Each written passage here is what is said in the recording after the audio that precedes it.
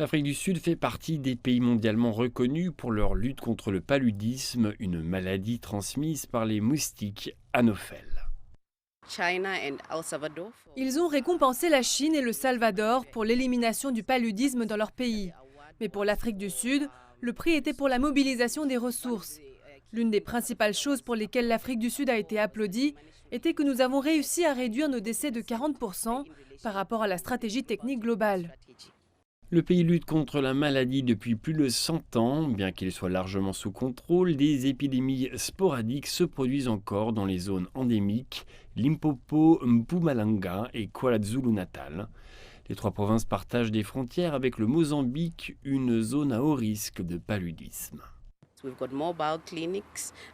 Nous avons des cliniques mobiles qui parcourent les frontières, car comme vous le savez, nous avons des pays voisins qui auraient des migrations.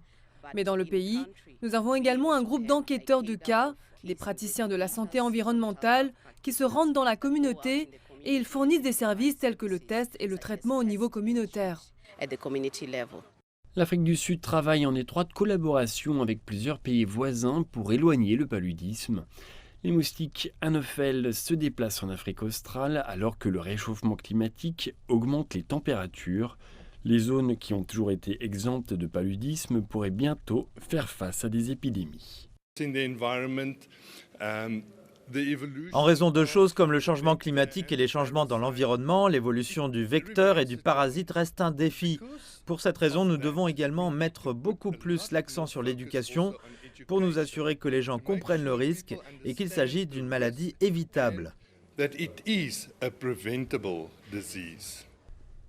L'élimination du paludisme peut s'avérer être une tâche difficile. Il reste l'un des plus grands tueurs de l'humanité, mais plus particulièrement pour l'Afrique subsaharienne.